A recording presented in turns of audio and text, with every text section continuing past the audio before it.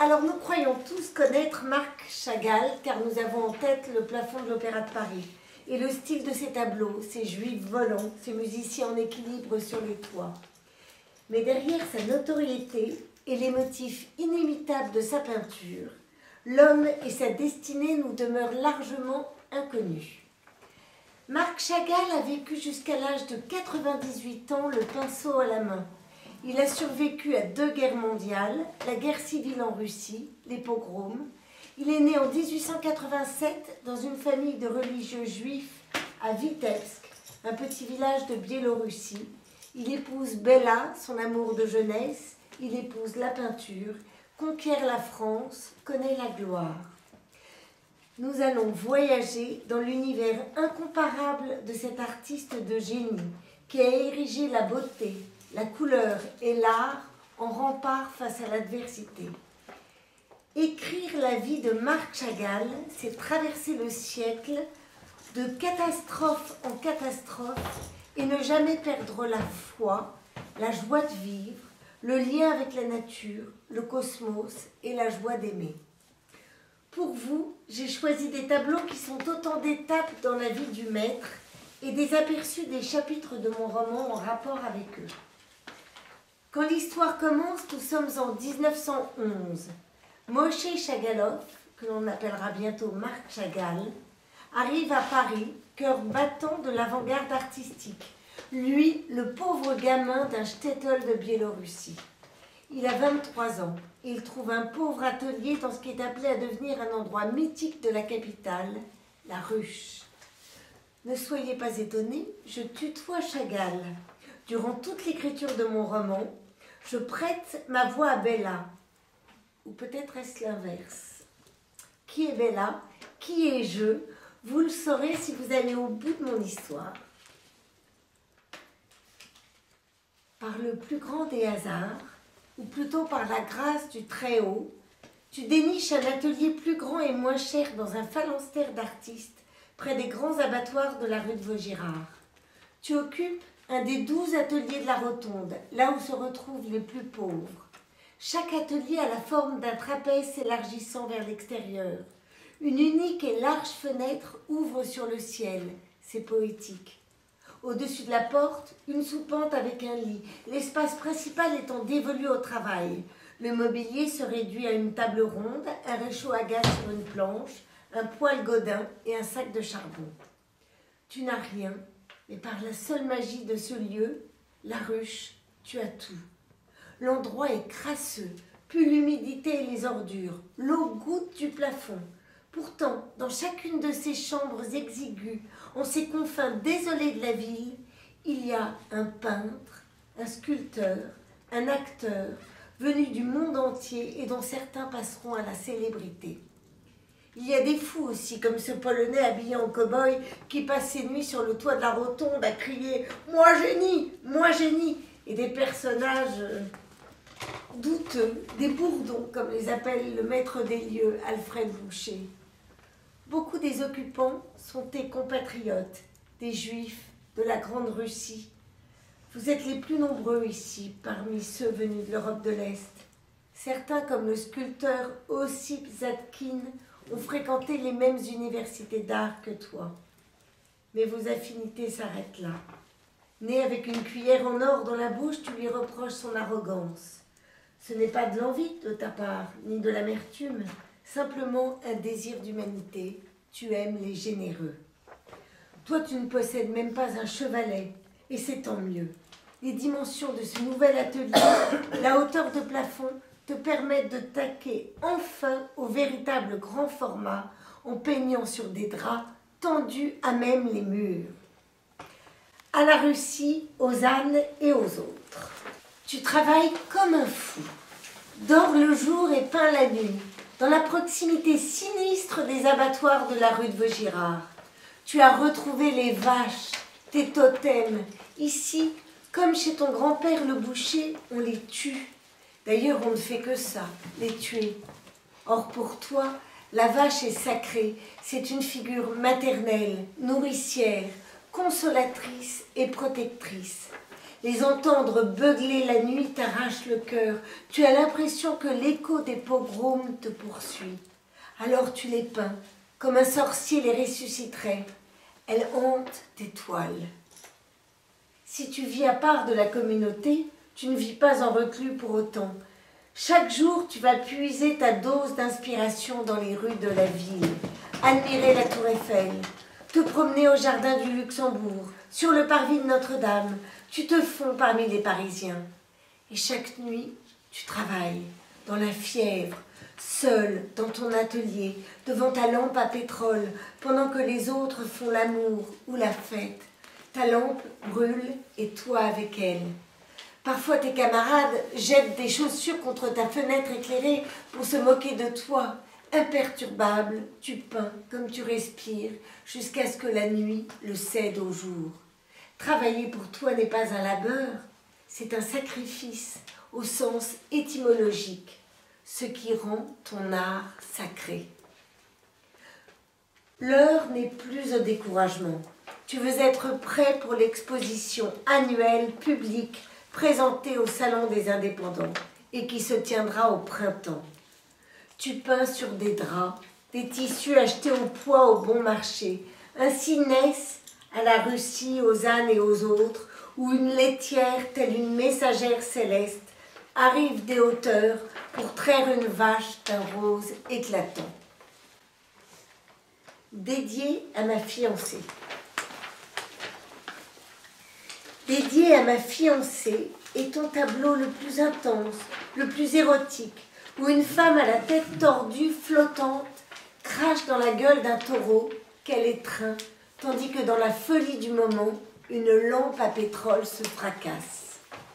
C'est ton nouvel ami Blaise Cendrars qui trouve ces deux titres, à la Russie, aux ânes et aux autres, et dédié à ma fiancée, comme bien d'autres d'ailleurs.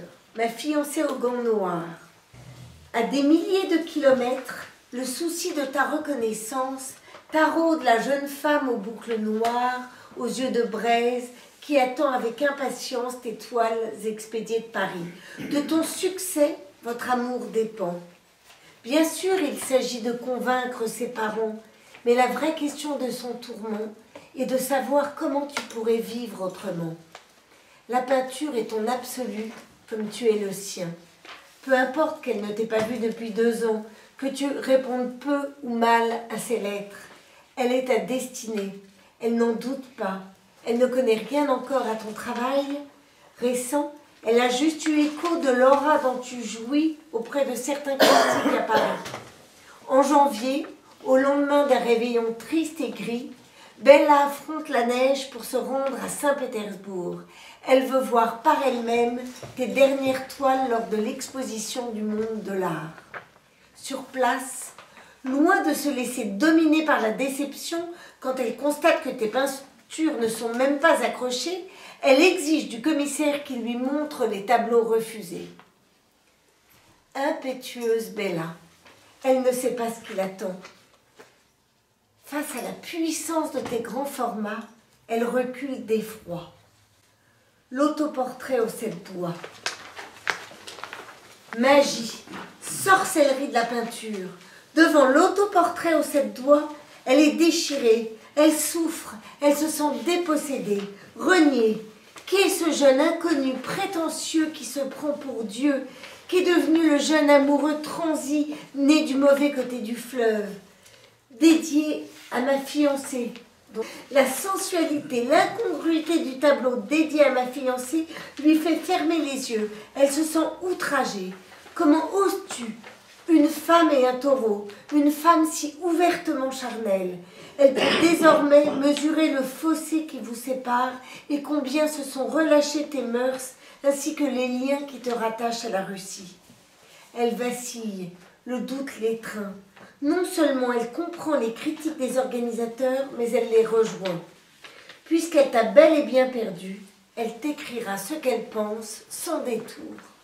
En relisant la lettre enfiévrée que Bella t'a envoyée cet hiver, tu fonds devant tant de preuves d'amour et sa peur de te perdre. Cette jeune fille de bonne famille, si sage en apparence, n'a pas hésité à braver seule tous les interdits pour aller voir tes tableaux par elle-même à Saint-Pétersbourg. Et non seulement elle les a vus, mais ils l'ont effrayée, sinon offensée. Elle se débat dans ses émotions contradictoires quand tu luttes pour survivre misérablement. Toi qui te sens minable à côté de peintres ou d'écrivains au succès enviable, une femme à l'autre bout du monde te reproche ton excessive assurance. Le violoniste vert. En prenant en considération quelques-unes de ces critiques, dans un geste résolument moderne, tu as choisi la nappe damassée que Bella t'avait offerte le jour de ton départ pour y peindre le violoniste en verre, avec son visage vert et son pied énorme qui bat la mesure sur le toit d'une maison de Vitebsk. C'est tout le bonheur et la nostalgie qu'éveille en toi le village de ton enfance qui semble danser sous tes yeux. La Gazette de Smolensk, 1914. Chagall connaît son premier succès international à Berlin lors d'une exposition personnelle d'une centaine de ses toiles dans une célèbre galerie. Il peut enfin revenir à Vitebsk, auréolé de ses premiers succès, et demander la main de sa fiancée, Bella. Hélas, le monde bascule. La Première Guerre mondiale est déclarée. Vous voilà coincé à Vitebsk, comme si ta vie à Paris, tu l'avais rêvée. Envoler ta couronne, tes lauriers naissants, tes premiers succès qu'il te tardait de partager avec celle que tu aimes, tes amitiés d'hier à Paris ou Berlin. Votre adversaire désigné est l'Allemagne. Tu voudras avoir des nouvelles de Walden et de tes tableaux séquestrés. Est-il devenu un ennemi, lui aussi? Comment une telle absurdité est-elle possible? Dans ton fort intérieur, tu compatis avec les Juifs allemands partis la fleur au fusil, se battre contre la Russie impériale et antisémite, ce pays des pogroms. Ton cœur, comme celui de Bella, refuse de choisir. Les soldats. Vitebsk, ville frontière, se transforme en ville garnison, plaie vive et source unique de ton inspiration. À la gare, tu vas glaner des informations sur le conflit. Les soldats du tsar arrivent, la mine grise et embroussaillée, ou repartent au combat. Des brancardiers portent des blessés, ça hurle, ça grouille. Des militaires, des moujiks en bonnet de laine, certains te dépassant de 3 têtes te traitent avec brutalité. Ils mangent bruyamment, exhalent l'odeur aigre du front, la laine forte des harengs, du tabac. À leur contact, tu imagines la charge des Cosaques, les soldats enterrés dans les tranchées, tu entends la canonnade. Tu as du mal à distinguer les réfugiés affamés des prisonniers allemands. Le soldat boit. Parmi toute cette agitation guerrière, tu trouves ta place, la plume ou le pinceau à la main, face à ton papier ou à ton chevalet. Bella te soutient de son mieux et vient te voir une fois par semaine. Elle t'apporte de la nourriture et des fournitures qui te manquent. Elle ne peut que te rejoindre dans l'humanisme dont témoignent tes tableaux. En grande admiratrice de la Révolution française, elle est ulcérée par la misère, l'injustice qui sévit dans votre pays, la vie opulente des uns au détriment de la survie des autres. Et elle est bouleversée par la multiplication des pogroms. Elle se demande si elle connaîtra un jour une société moins antisémite. Guerre ou pas, ce pays doit craquer. Elle comprend sans les approuver des terroristes de Narodraya, Volia, mais elle refuse et exècre leur violence. Néanmoins, certains soirs, elle se surprend à souhaiter que la colère gronde et fasse couler le sang des puissants, renverse des couronnes et nettoie tout sur son passage. Son premier acte de rébellion contre son milieu bourgeois a été d'imposer son mariage avec toi. Comment donc? Un simple commis.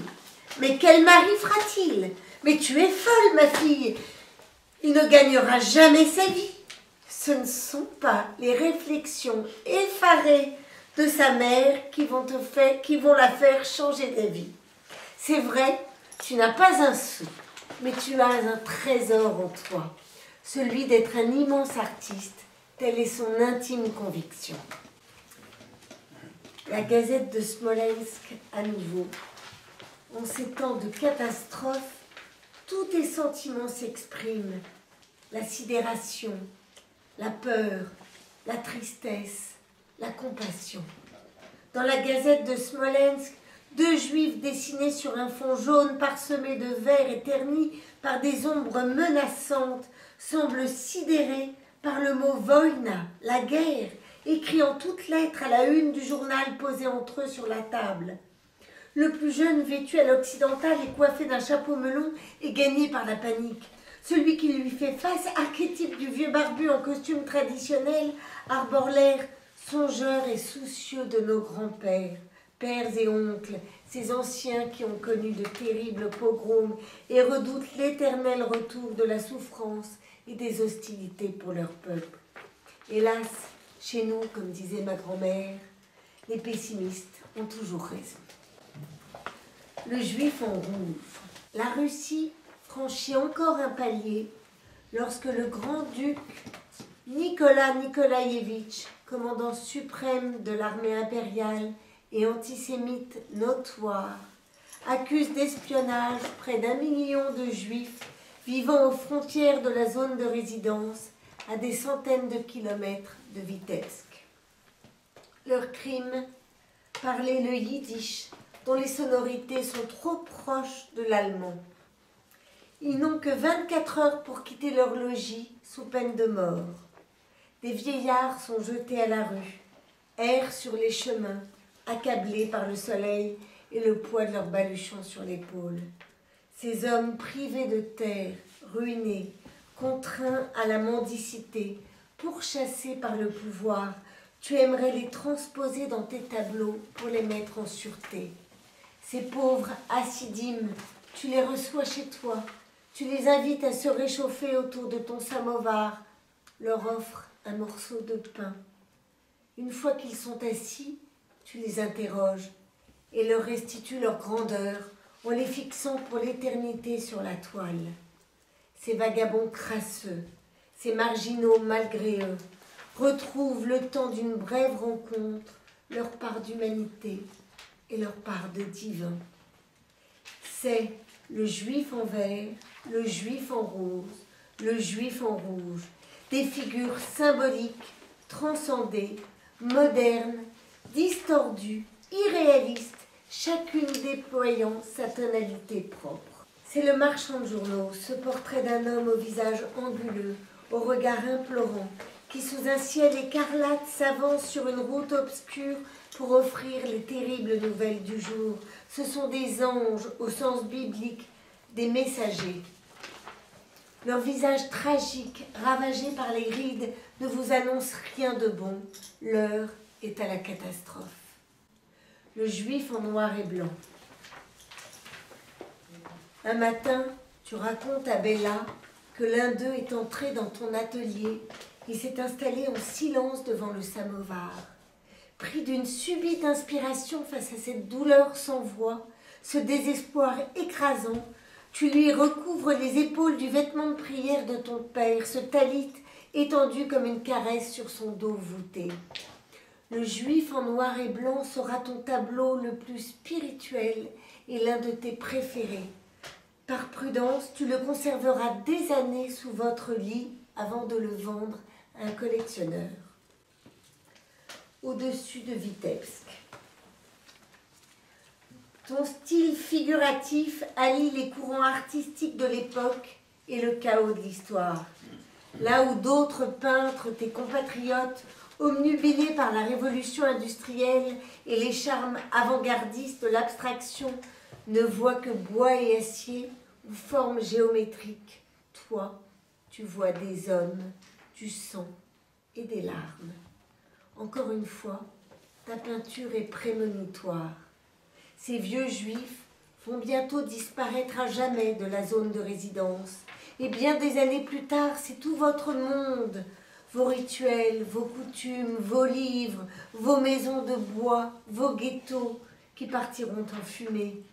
Leur figure emblématique, le juif errant, avec son baluchon sur l'épaule, sa casquette mitée, sa canne, vole, lui, pour toujours, au-dessus de Vitebsk. La noce. La date des noces est fixée au 25 juillet de cette lugubre année 1915. Mais ta mère ne tiendra pas jusqu'à la cérémonie. Au terme d'une vie épuisante, à 49 ans à peine, elle a juste eu le temps de confier son fils préféré, enfin rentré au pays, à sa bru.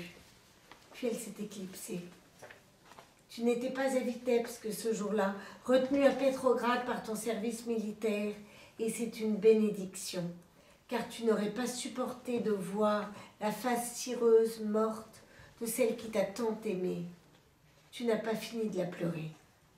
En un jour d'été pluvieux, comme une métaphore des larmes qui t'oppressent encore, vous voilà serrant vos doigts fins et osseux, main dans la main, en dessous d'une couronne nuptiale bleue, comme sur tes tableaux, à attendre la bénédiction du rabbin. Rue Pokrovskaya, la rue de ton enfance, une belle musique résonne, des violonistes verts jouent sur les toits, des anges blancs planent au-dessus des maisons. Des vieux oncles en calotte sombre assis sur des bancs semblent tenir conversation aux chèvres qui pâturent à côté. Les voisins ont revêtu leurs habits de fête et viennent à la rencontre des jeunes mariés, vous invitant à entrer dans leur maison, selon la tradition. Les amoureux en rose, afin de conjurer la mort de ta mère, à qui tes dernières toiles dressent un véritable mausolée, d'écarter la réalité de la guerre qui vous encercle et de célébrer l'amour puissant qui vous unit, tu te lances dans une nouvelle série de tableaux, les amoureux. Tu n'as pas encore été appelé au front. La guerre vous laisse un répit jusqu'à la fin de l'année. Et Bella a obtenu de sa mère les clés de leur belle datcha dans le village de Zaolche, à quelques kilomètres de Vitebsk. Dans cette maison entourée d'une campagne dorée par l'automne, que Bella adore, elle veut t'offrir une lune de miel à ton cœur meurtri par la mort de ta mère. Par la magie du mariage, elle deviendra l'aide qui te soulage du quotidien, ton indéfectible allié, ta femme au désir ardent et ta muse, celle qui t'insuffle l'espoir et la poésie. Vos sensibilités s'épousent, vos personnalités se complètent. Les amoureux sont seuls au monde et c'est si vrai que, à l'abri dans votre îlot de bonheur, vous en aviez oublié la guerre, ses calamités et ses privations. La série des amoureux vibre de l'intensité du lien qui vous unit. Semblable à un majestueux cygne noir, la tête de Bella ploie vers ton épaule dans les amoureux en rose. Dans les amoureux en vert,